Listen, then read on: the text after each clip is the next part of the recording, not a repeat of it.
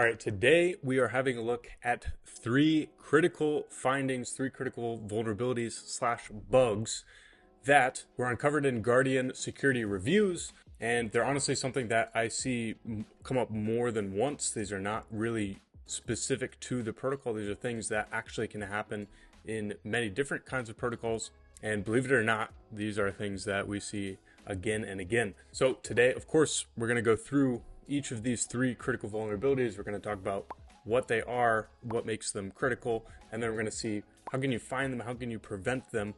And after watching this video, if you're a blockchain developer, if you're a DeFi developer, I hope that you will avoid these three types of critical bugs when you're writing your own smart contracts. And of course, if you're a security researcher, then you're just straight up not allowed to miss these anymore. So make sure to watch the video to the end, see all of these three critical vulnerabilities, and do not allow yourself to code them yourself or miss them in a security review again, because I'm tired of seeing these and I'm tired of pointing this out. I'm tired of our team having to point these things out. So let's dive in. Let's have a look at these three different critical vulnerabilities slash bugs that are, somewhat interesting. These aren't, I will say they're not like really super basic bugs, but they do come up again and again in different forms, and there's some interesting edge cases here that you'll want to be sure to look for. So, of course, before we do that, my name is Owen, and around 2 years ago, over 2 years ago now, I founded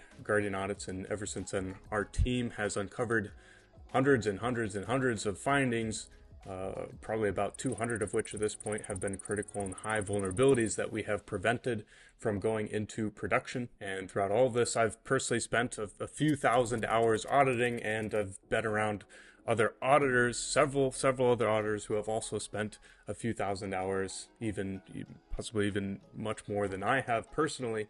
And basically the goal with all of these videos that I put out, and especially this one, is to distill all that down and give it to you so that you can ultimately become a much better security-minded blockchain developer, or of course an elite security researcher if that's what you want to be. So with all of that stuff out of the way, let's get into these three critical vulnerabilities that you're not allowed to miss. You're not allowed to write in your contracts anymore.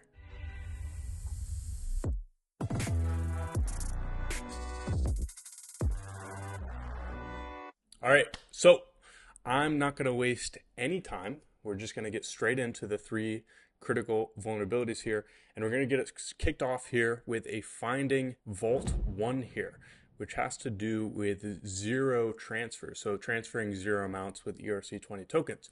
So let's have a look. Let's see, let me just collapse this panel here. By the way, I'm in our audits, our public audits portfolio on GitHub. You can go ahead and check out all of our public reviews.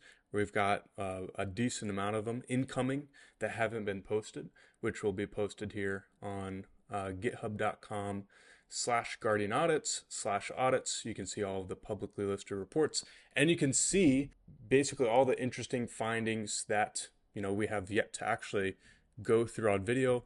I hope to go through a lot of them, but there's no way we're going to cover all of the interesting findings here. There's definitely some gems here. So if you want to go and dig in, perhaps learn some interesting things, go ahead and check out our public audits portfolio. Go ahead and give it a star on GitHub, and we'll have some very cool reports come for you soon. Now let's talk about Vault 1 here. So the title is Withdrawals Can Be Permanently Blocked. Let's see how that can happen. And first of all, before we read the description, we'll just have a look at, I've actually got the code pulled up here in GitHub. So this is at roughly the commit. I don't know if it's exactly the commit for this finding, but I've got the code in question pulled up here, and we can see, looking at the redeem function, which is one of the functions that is affected, we can see a few things going on. So first of all, this is inheriting from ERC 4626. We can see that right here with the inherit doc comment.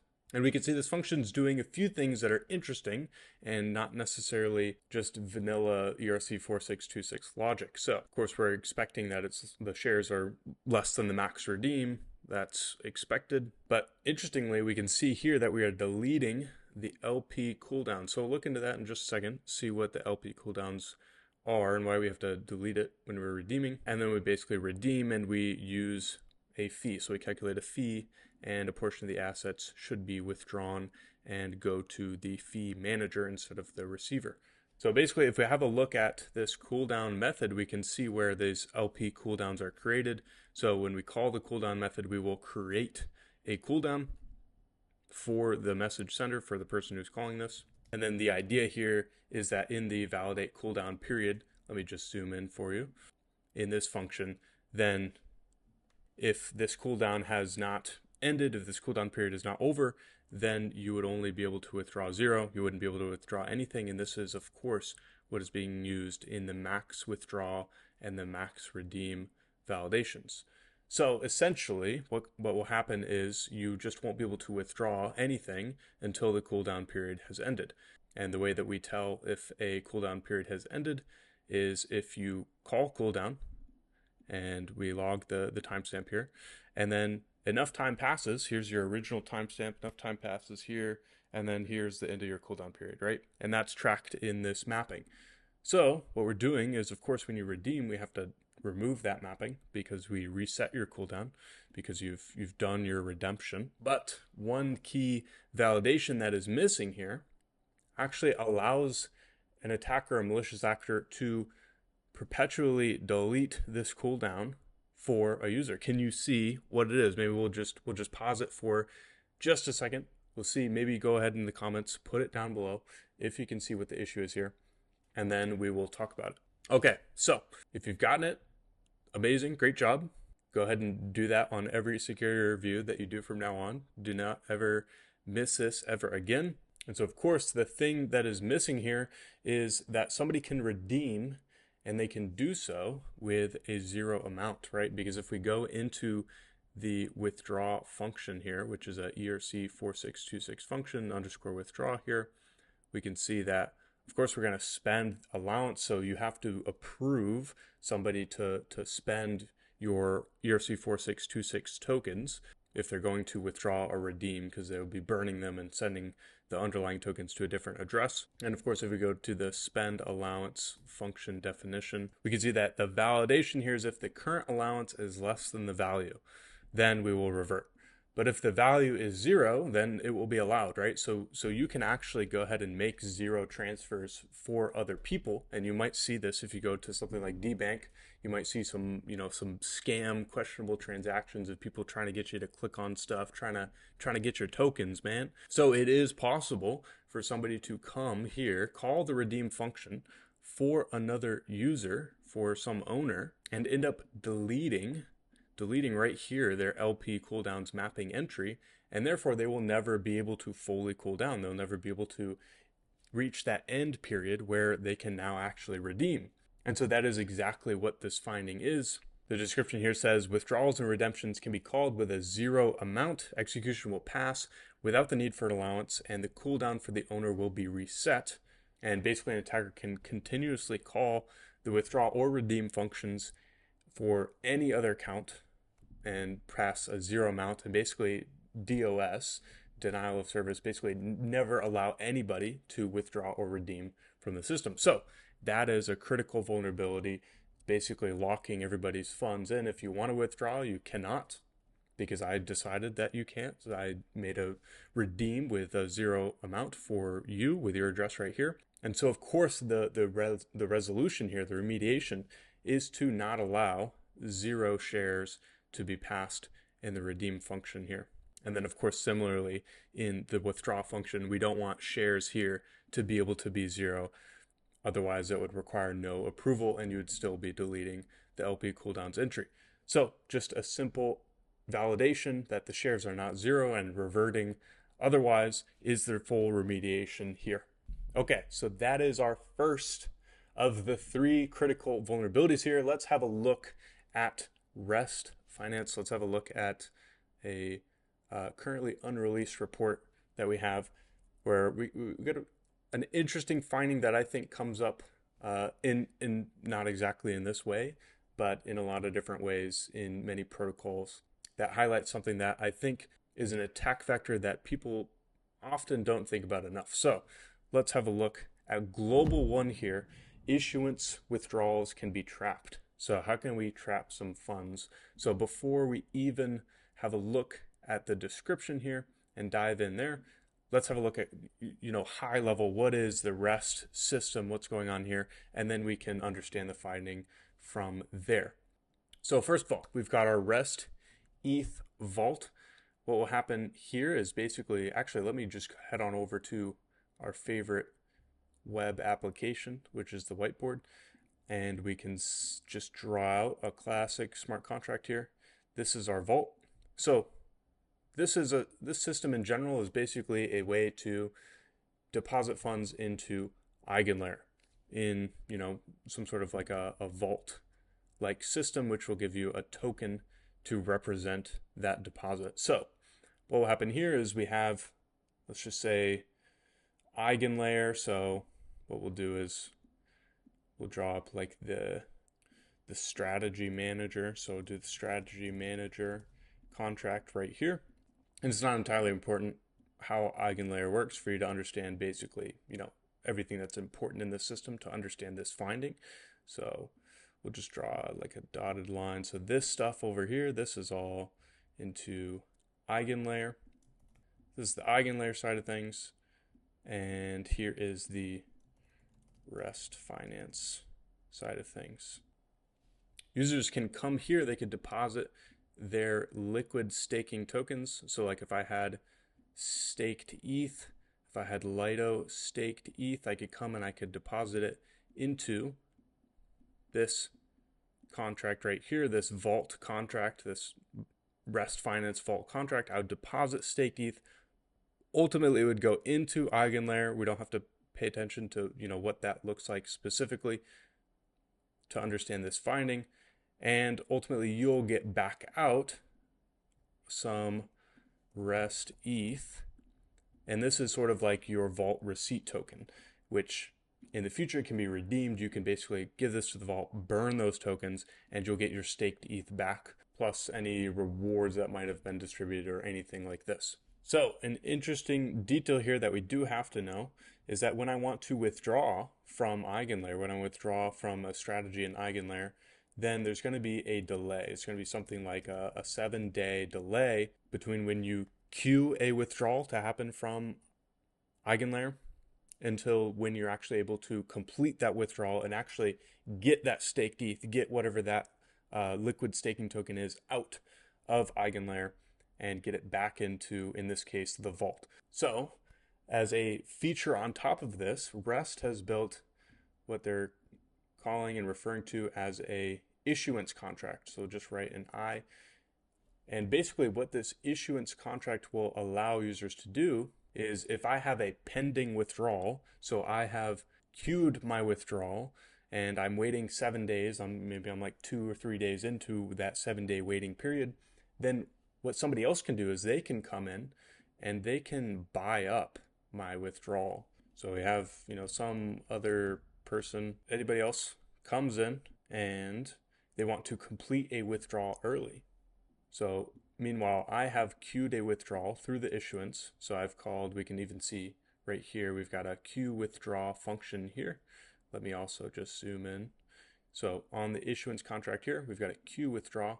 So I can queue my withdrawal. I can give a REST ETH amount. They're going to take the REST ETH from me, which is the vault token. And then we're going to queue a withdrawal up from the vault. And then we're going to track that, hey, this person who called this function queued this withdrawal. So that will be me. I call queue withdraw. And then some other person comes in and they're going to complete my withdrawal early. They're going to give me some liquidity because they want to buy this withdrawal for some reason. So they can come in and they'll call this complete withdraw early function. So we'll just put this here. So they call that function. And basically we'll get the root that just corresponds is basically like a key that shows who owns what withdrawal, stuff like this. And then we'll basically change the owner. So instead of me owning it, it will be the person who called this will now be the new owner. And then as the old owner, I would basically get the underlying token from the message sender, from the person who's basically completing my withdrawal for me. They're going to give me the amount of underlying tokens. So like in this instance, the staked ETH that I would have received from EigenLayer, they're just going to give me that directly immediately. And then finally, there is a function to complete a withdrawal. If my withdrawal passes that 7-day period and nobody completed it early, then I need a way to actually complete it through eigenlayer after those 7 days have passed.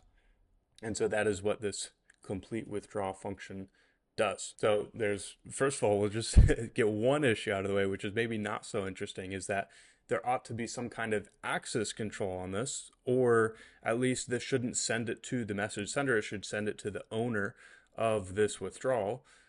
So firstly, let's just get that out of the way. There should be some access control going on here. So definitely, please, check for access control, implement access control, make sure that you're sending funds to the right user. But there's a more interesting vulnerability going on here, where when we complete the withdrawal for a withdrawal that was submitted through the issuance contract, then what happens is we call the vault.completeWithdraw function. So we go to function complete withdraw.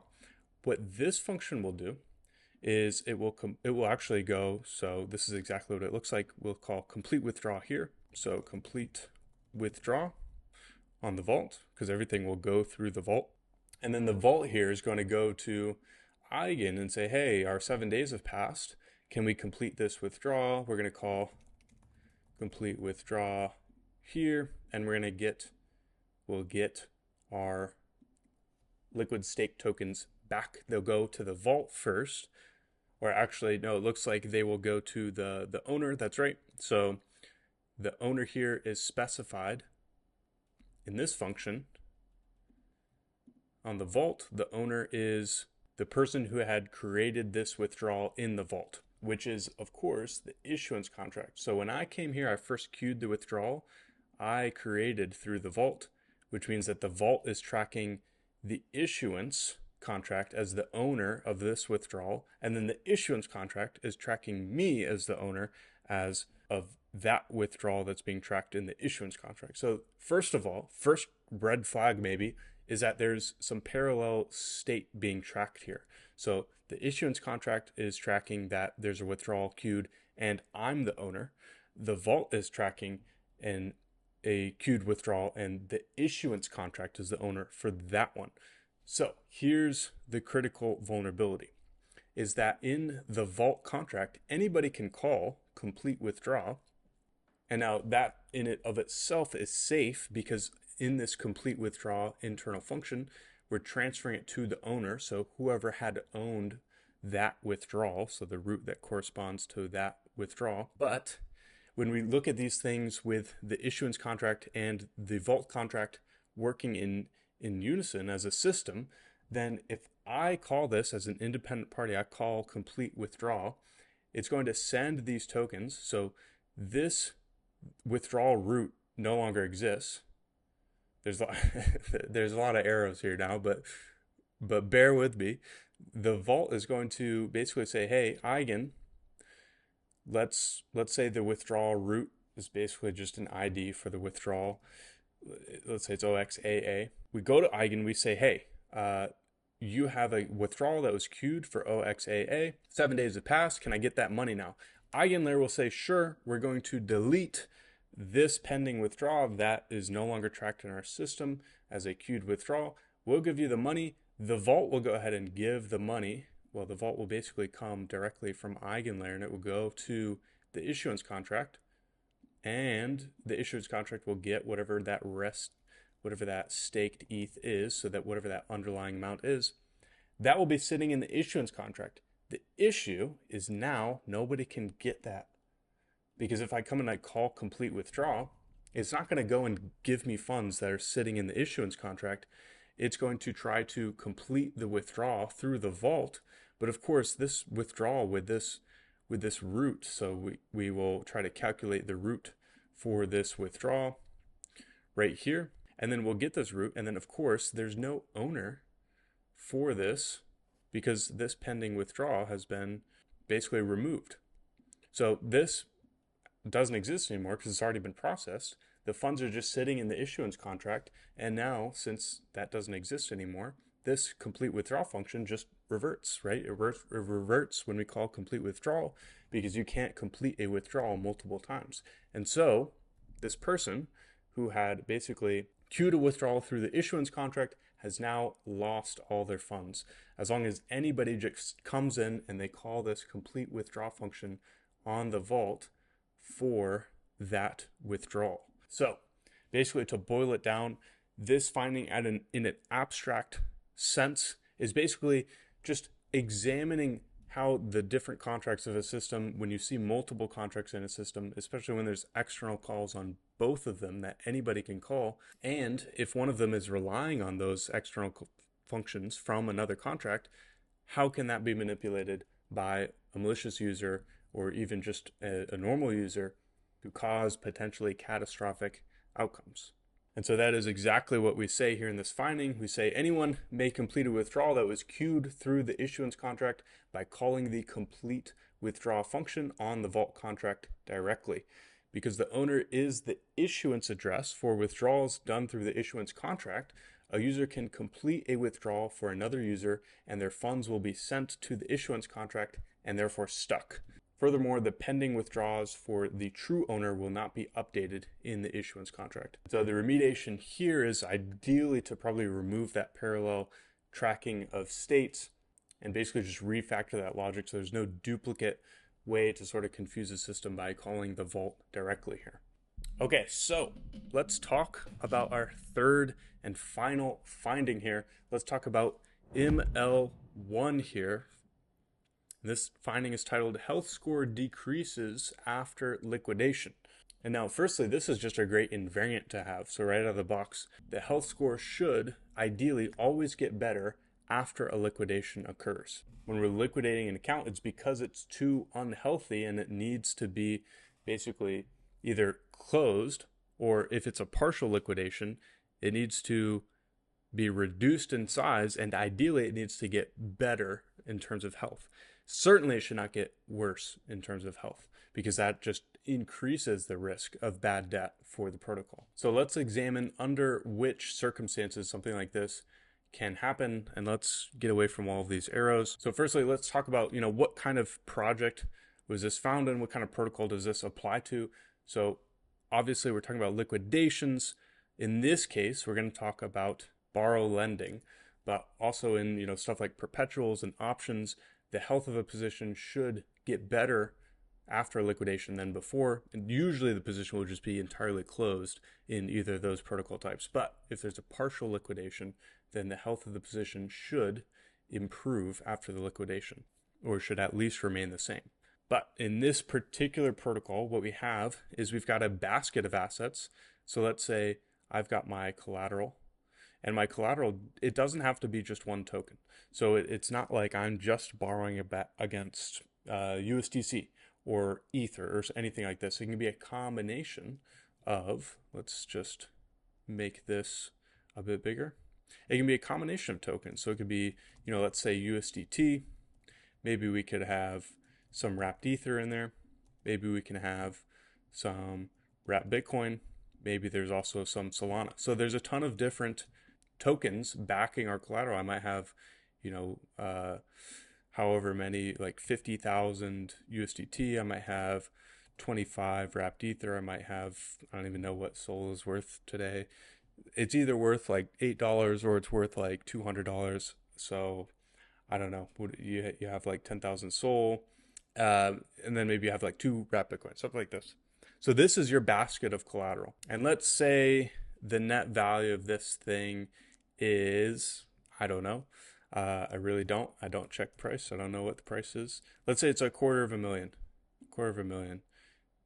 Yeah, it looks like it'll probably be more. I don't know. Well, hopefully this will be $1 million or more pretty soon. But let's say it's worth $300,000. So this is the value of your collateral, $300,000. And let's say you have borrowed, let's say $150,000. Let's say this is the amount that you have borrowed. So these are your liabilities. This is what you've borrowed against your collateral.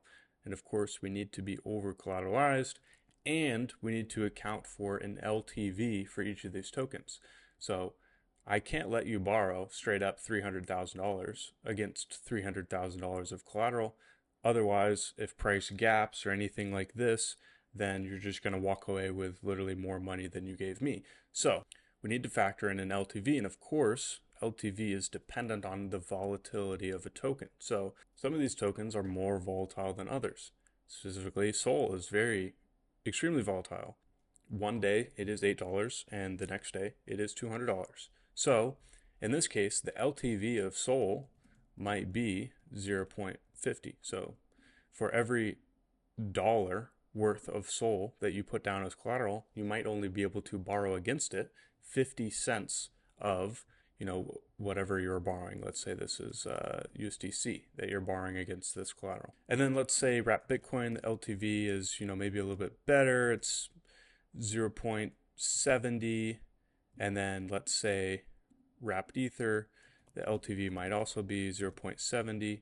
And then for USDT, finally, the LTV might be the greatest, which is 0.80. So for every $1, 1 USDT that you use as collateral, you can borrow up to 80 cents of value against it. So if you wanted to do the math and you wanted to figure out how much that means our net borrowable amount is, you could do that math. I'm not going to do that math, of course.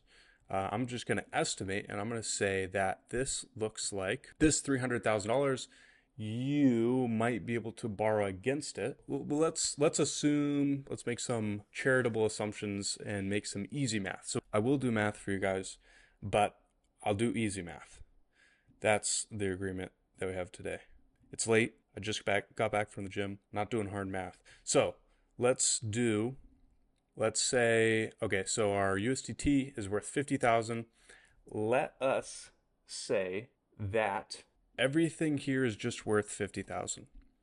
So let's say wrapped Bitcoin is about 50,000. Let's say wrapped Ether is about 2,000. And then let's say Sol is, I don't know what Sol is, dude. Let's say Sol is like $50. It's probably like $400. So let's say we've got $50,000 worth of all of these assets, each individually, and that would make this very not accurate. So then that would be $200,000. Now let's calculate what's the average LTV ratio. Since all of these things are weighted equally, I've got 25% USDT, 25% wrapped Bitcoin, 25% wrapped Ether, 25% Sol. If we weight all these LTVs equally, what do we get? So I've got 1.2, I've got a 1.9, I've got a 2.7. If we do 2.7 divided by 4, so the average is 6.675 is our average here. So the average LTV of all of these things, since they're equally weighted, is 0.675. Therefore, if we want to calculate what is the most that we can borrow against that, we can do 200,000 times 0.675, and we can get the result, which is $135,000 that we can borrow. That is the maximum borrowable amount, given that our collateral here is in this distribution, in this basket, and all of these prices are what we said that they are. So I lied. We are not going to have borrowed 150,000. Let's say we've borrowed 125,000. So we're almost at that limit. We could calculate our health score as the amount that we have in collateral divided by the amount that we have in liabilities, and our health score is a little bit above 1. 1 is the number at which we would be eligible for liquidation, at least in this particular protocol. So that's our health score. So we are healthy, technically. But let's say, what if we had actually borrowed 145,000 USDC? Well, in this case, our health score would be not above 1. It would be a little bit below 1. Let's see what it would be. It would be 0.931.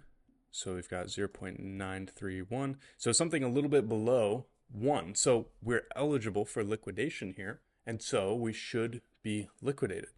Now, what this protocol did is they just looked at this basket of collateral and said, hey, okay, we're going to do a liquidation. We've got to choose one of these 4 collaterals that we want to liquidate. We're only going to do a partial liquidation. We're not going to fully close the position. So let's just choose always what is the largest allocation in this basket. Now, in this scenario, I've made things extremely easy for myself, and I've said everything is evenly distributed.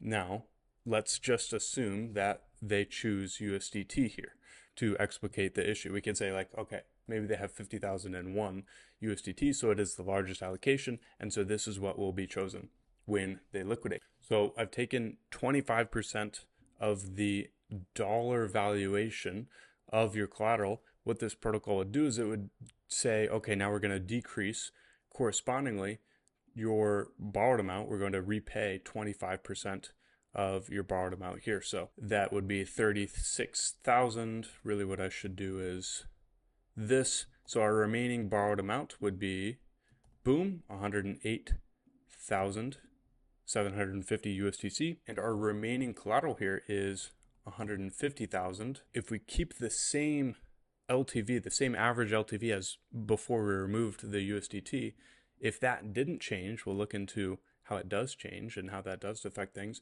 But if it didn't change, we'll basically have 150,000 times 0.675. This will be the LTV factored in value of our collateral. And then if we go and we want to calculate our health factor, we do the LTV accounted value of our collateral divided by our liabilities, the amount we've borrowed, which is 108,750, and we get our health score of 0.931, which is the same health score as before. So if the average LTV of our basket of assets here remained the same, then the health score wouldn't have changed, and that's fine. That's a good liquidation because we've still decreased the potential insolvency, the potential bad debt risk of this position, because we've decreased the magnitude of this position, which is great. And we can continue to liquidate this position in, multiple iterations of partial liquidations, liquidating each one of these collaterals as we go, and that's great. But this is not actually what happens, right? We need to update the average LTV of this basket of assets when we do this health score calculation, because that's no longer accurate. So actually what we have here is 0.70, 0.70, and a 0.50. So that would be 1.9 divided by 3, and we get 0.63 repeating. So 0.633. Now our average LTV of our basket of assets has decreased because we removed the blue chip higher LTV thing from the basket. So now our actual effective value of our collateral is 150,000 times 0.6333 with throwing an extra 3 for them. It is around $95,000. So we'll even round up and we'll just call it $95,000. Now our health score is actually $95,000 divided by 108,750, which is 0.873, which is pretty significantly lower than our previous health score. So we actually got unhealthier as a result of the liquidation. And now this position is even more exposed to becoming even more unhealthy because the assets that are left are actually the more volatile assets here. And so this liquidation is literally leaving this position in a state where it is more prone to insolvency, to bad debt, and it's actually more of a risk to the protocol. So this is not a great thing. And so the remediation here is, of course, to say, hey, okay, if we're going to have partial liquidations, let's partially liquidate starting with the lower LTV, more riskier assets, right? Let's take off these long tail assets, take it out of the collateral basket, as that's not the best collateral that we have. Let's take that out first. And then, if I remove, maybe all the SOL and a little bit of the wrapped ether, then the position could be healthy again after removing those things, because it would bring up the average LTV of the basket. So once again, we can see it all laid out in this finding here. We can see because each token has a different LTV, a liquidation in a specific token produces a change in borrowing power that is not proportionate to the change in liabilities. As a result, it is easily possible for a position to have a lower health score post-liquidation. And then we have an additional example here that basically just walks through exactly what we've gone through here with some cleaner numbers, admittedly. And so now if you ever run across a protocol that has a basket of collateral, and each of these tokens have different LTVs, and they do in fact perform partial liquidations, which they probably would if there's a basket of collateral tokens, then you know exactly to drill in and look. What is the order in which they're liquidating tokens from the collateral?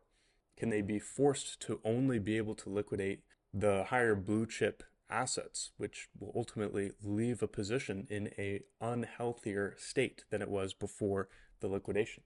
So that is the third and final vulnerability here. This one is, technically we had ranked it as a high, so 2 criticals at a high. Take it or leave it. I thought these were some interesting vulnerabilities, and I hope that these are some things that maybe you haven't seen before, or these are something that you're thinking back and you say like, oh, I think this applies to XYZ code base. This is the type of stuff that can come up again and again, depending on the types of protocols that you're looking at. So with all of that out of the way, I hope that was valuable for you, and I hope maybe it can help you uncover more findings in the future. And of course, if you're really interested in becoming a top tier security researcher in a matter of months instead of taking, perhaps a couple of years to get there, then I basically just laid out everything that I see looking back on the last 2-3 years of getting into security research, how I think I could have done a lot faster, some key things that have sped up the process for me, and basically how you could basically follow that process and get there in a matter of, 6 months versus 2 years. So that's in the description below. You can see a link to a 6-step guide or something like this to becoming a senior auditor. So you'll see it in the description. If that's something you're interested in, that's there. If not, then totally fine. Do not click it. And then of course, if you're really interested in connecting with other people from across the world and learning more about security research in the Web3 realm, then of course you can apply to join our completely free community at lab.guardianaudits.com. And with that stuff out of the way, I cannot wait to see you next time.